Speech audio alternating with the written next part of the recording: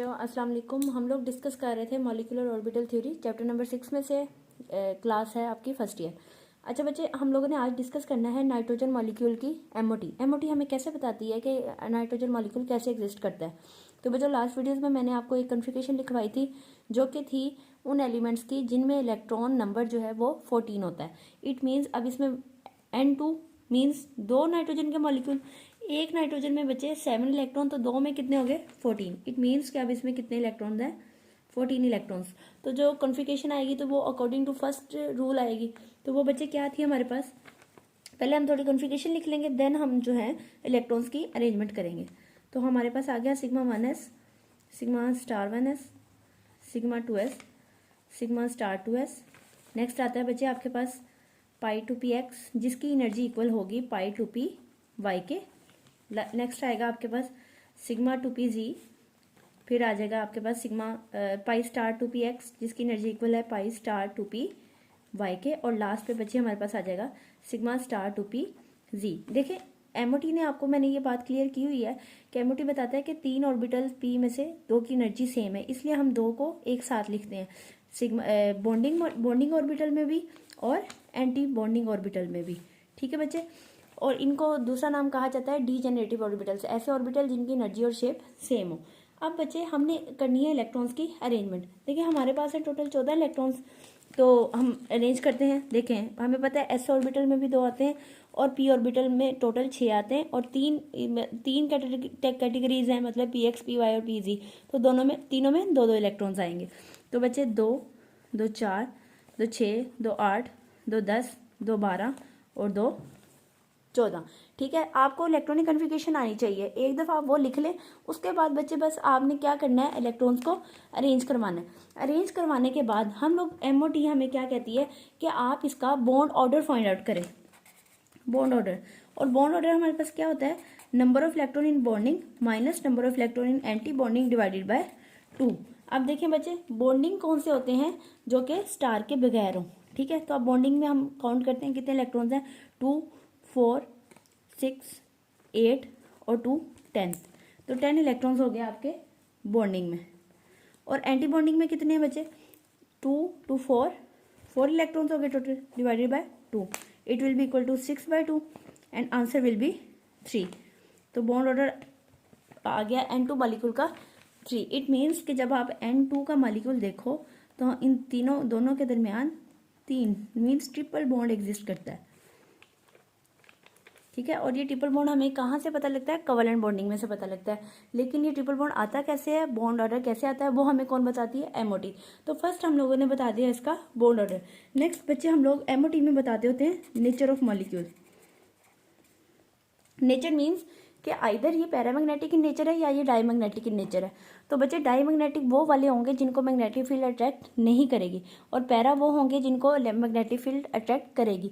और अब हमें कैसे पता चलेगा कि ये आइदर पैरा है या डाई है, तो बच्चे उसके लिए आप देखते हो कि एंटी बॉन्डिंग में इलेक्ट्रॉन्स जो हैं आइदर वो पेयर्ड हैं या वो अनपेयर्ड हैं।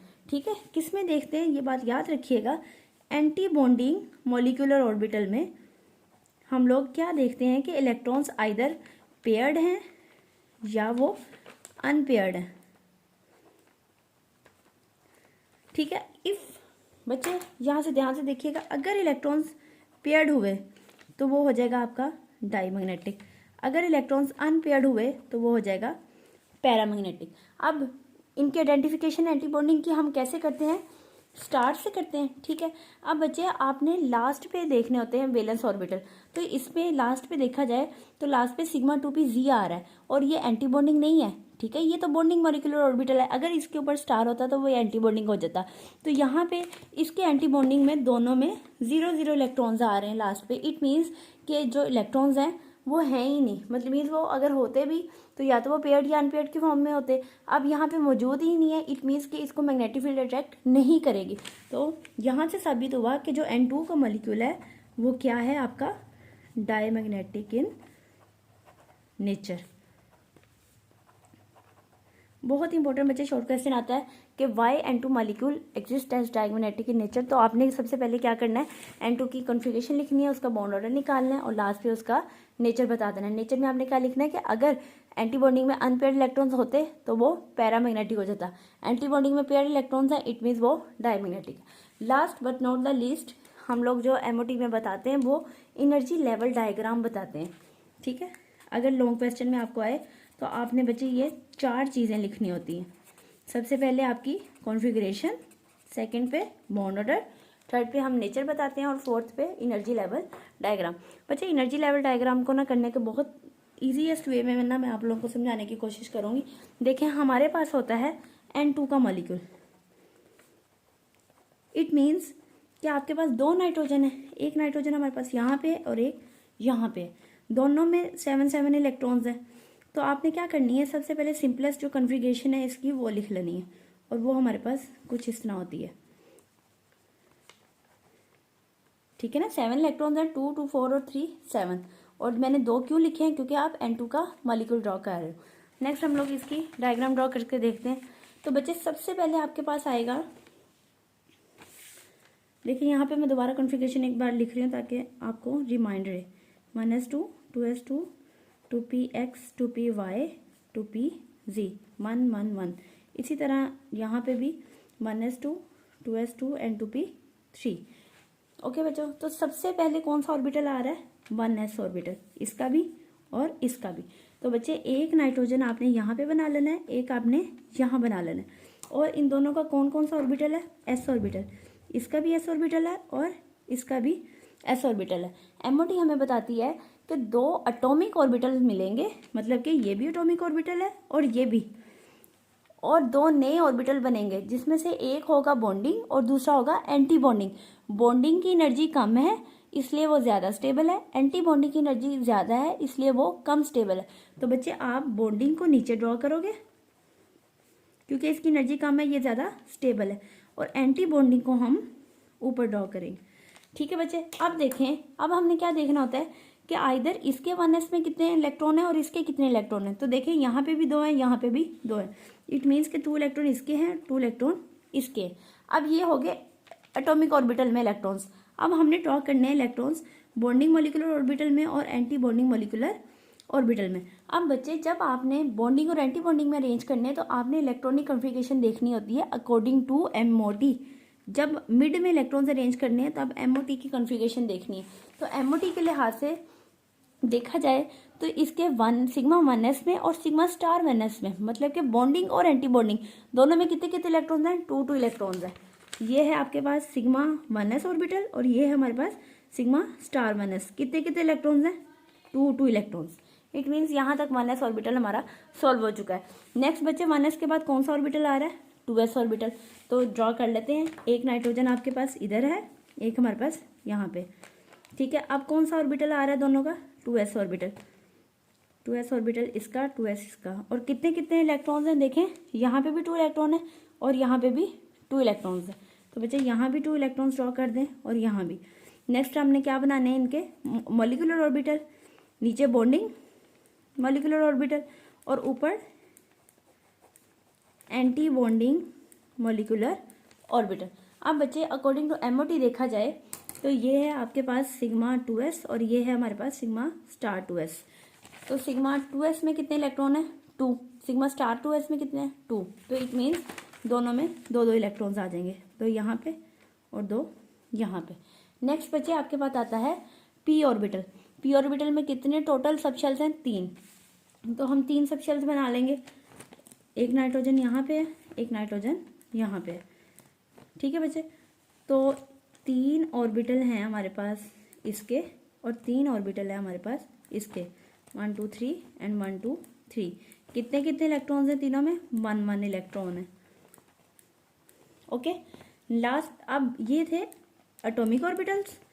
अब नेक्स्ट हमने क्या बनाने हैं, नेक्स्ट हमने ड्रॉ करने हैं मॉलिक्यूलर ऑर्बिटल्स। तो अकॉर्डिंग टू मॉलिक्यूलर ऑर्बिटल्स पहले कौन से ऑर्बिटल आ रहे हैं, सिग्मा पाई वाले, और सिग्मा की एनर्जी कम होती है इसलिए सबसे पहले हम उसको ड्रॉ कर लेंगे, ठीक है। और उसके बाद ऊपर आ जाएगा, ऊपर आ गए आपके 2 पाई ऑर्बिटल्स, ठीक है। ये हो गया आपके पास सिग्मा 2pz। और एमओटी ने हमें कहा था कि 2 की एनर्जी सेम है, वो कौन कौन से हैं, पाई 2px और पाई 2py। और ऊपर आ जाएंगे आपके पास एंटी बॉन्डिंग। तो एंटी बॉन्डिंग भी बच्चे पहले आपने पाई स्टार 2p(x) ड्रॉ कर लेना है और साथ में पाई स्टार 2p(y) और लास्ट पे हमारे पास आ गया ऊपर सिग्मा स्टार 2p(z). यहाँ से इसको हमने ऐसे ज्वाइन कर देना है। ठीक है बच्चे, अब ऑर्बिटल्स बन गए। ऑर्बिटल्स के बाद हमने क्या करनी है, इलेक्ट्रॉन्स की अरेंजमेंट।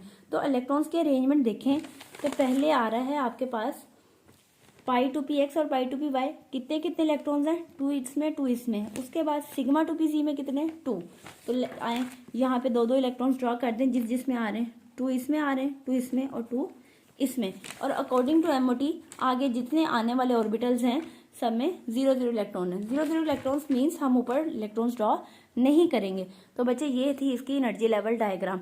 तो जब भी आपको ये क्वेश्चन आ जाए कि आप एमओटी ऑफ N2 डिफाइन करें तो आपने सबसे पहले कॉन्फ़िगरेशन लिखनी है, उसके बाद आपने इसका बॉन्ड ऑर्डर, फिर नेचर और देन लास्ट में एनर्जी लेवल डायग्राम ड्रॉ करनी है। एनर्जी लेवल डायग्राम को ड्रॉ करने का सबसे ईजिएस्ट वे ये है कि आपने सबसे पहले सिंपल कॉन्फ़िगरेशन लिख लेनी है एक एक मॉलिक्यूल की। उसके बाद आपने एटॉमिक ऑर्बिटल्स को एक साइड पे ड्रॉ करना है और मॉलिक्यूलर ऑर्बिटल्स को जिनमें बॉन्डिंग नीचे और एंटी बॉन्डिंग ऊपर आएगा उनको ड्रॉ कर देना है। आफ्टर डैट जब आपने इनमें फिलिंग ऑफ इलेक्ट्रॉन्स करनी है एमओटी वाले ऑर्बिटल्स में, तो वो अकॉर्डिंग टू एमओटी की कॉन्फ़िगरेशन के लिहाज से करनी है, ना कि अकॉर्डिंग टू सिंपलेस्ट कॉन्फ़िगरेशन के लिहाज से, क्योंकि यहाँ पे अक्सर बच्चे जो हैं वो मिस्टेक कर देते हैं। तो कॉन्फ़िगरेशन को थोड़ा आप लोगों ने ना ध्यान से देख लेना है।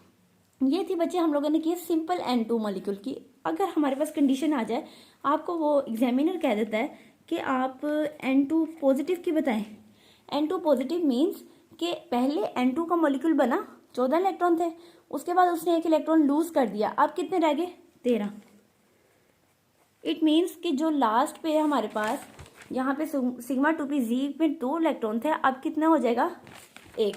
मतलब कि कॉन्फ़िगरेशन सारी लिख के लास्ट में सिग्मा 2p(z) में सिर्फ 1 इलेक्ट्रॉन आ गया यहाँ पे। ठीक है, अब हमने क्या करना है, अगर हम एनर्जी लेवल डायग्राम इसकी ड्रॉ करें तो एनर्जी लेवल डायग्राम में बच्चे सिर्फ आपने यहाँ पे सिग्मा 2p(z) में 1 इलेक्ट्रॉन कम कर देना है। ठीक है, इसी तरह आपको कंडीशन आ सकती है N2 नेगेटिव की। इट मीन्स अब कितने इलेक्ट्रॉन हो गए, 15। तो सारी कॉन्फ़िगरेशन लिखने के बाद जब देखें इसके सिग्मा 2p(z) में 2 ही आएंगे, लास्ट में इसका आ जाएगा पाई स्टार 2p(x) और पाई स्टार 2p(y). तो बच्चे देखें 15 इलेक्ट्रॉन है, यहाँ तक हो गया आपके 14 और एक आने वाला इलेक्ट्रॉन यहाँ पे आ जाएगा। ठीक है, और साथ में ही आपने इसकी नेचर डिफाइन कर देनी है। ये देखिए यहाँ पे आ रहा है लास्ट पे बॉन्डिंग मॉलिक्यूलर ऑर्बिटल, इसलिए इसके लिए इसकी नेचर होगी डायमैग्नेटिक। और यहाँ पे लास्ट पे एंटी बॉन्डिंग आ रहा है और कितने इलेक्ट्रॉन्स आ रहे हैं, अनपेयर्ड। अनपेयर्ड का मतलब है कि 2 इकट्ठे इलेक्ट्रॉन नहीं आ रहे, 1 इलेक्ट्रॉन आया, तो ये हो गया बच्चे पैरामैग्नेटिक।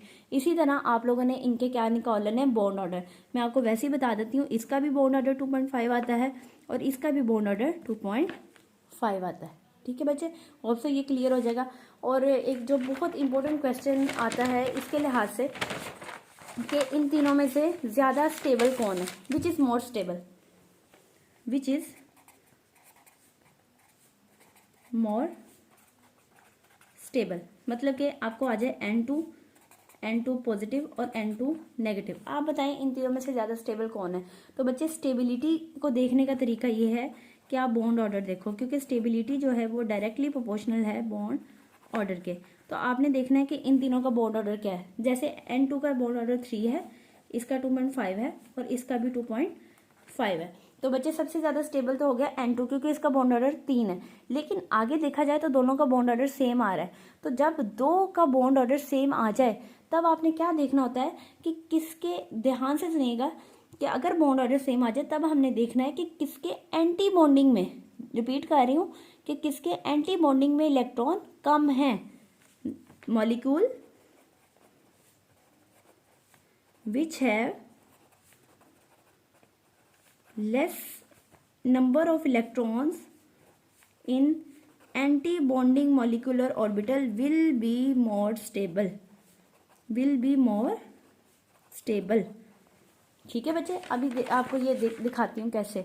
देखें जब हमने N2 पॉजिटिव किया था तो लास्ट पे वैलेंस शेल आ रहा था सिग्मा 2p(z), ये था बॉन्डिंग, और यहाँ पे आ रहा था लास्ट पे पाई स्टार 2p(x). ये था एंटी बॉन्डिंग। इट मीन्स कि इसके तो लास्ट पे एंटी बॉन्डिंग आ ही नहीं रहा, अगर आ भी जाता और उसमें इलेक्ट्रॉन कम होते इसकी निस्बत तो ये ज़्यादा स्टेबल था। अब इस केस में तो आ ही नहीं रहा, इट मीन्स कि ये ज़्यादा स्टेबल हुआ और ये कम स्टेबल हुआ, क्योंकि इसके एंटी बॉन्डिंग में इलेक्ट्रॉन आ गया है और इसके एंटी बॉन्डिंग में इलेक्ट्रॉन नहीं है। तो जिसके जितने कम होंगे इलेक्ट्रॉन एंटी बॉन्डिंग में वो ज़्यादा स्टेबल होगा। दोबारा सुन लें, molecule which have less number of electron in anti bonding molecular orbital will be more stable. तो अगर हम यहाँ पे स्टेबिलिटी क्राइटेरिया ड्रॉ करें तो सबसे ज़्यादा स्टेबल हो गया आपका N2, क्योंकि उसका बॉन्ड ऑर्डर 3 है। उसके बाद हो गया N2 पॉजिटिव, क्यों? क्योंकि उसके एंटी बॉन्डिंग में इलेक्ट्रॉन कम है as compare to N2 negative. Also ये आपका लॉन्ग क्वेश्चन जो है मैंने क्लियर करवा दिया है। ये बहुत इंपॉर्टेंट पॉइंट ऑफ पेपर के पॉइंट ऑफ व्यू से बहुत इंपॉर्टेंट है बच्चे। आपको N2 भी आ सकता है, N2 positive, N2 negative, N2+2 भी आ सकता है, N2-2 भी आ सकता है। ठीक है, वो आपने इलेक्ट्रॉन्स की जो है वो देख लेनी है, कन्फिगरेशन किस लिहाज से बन रही है, उसी लिहाज से आप बॉन्ड ऑर्डर, नेचर, हर चीज़ जो है वो डिफाइन कर लोगे।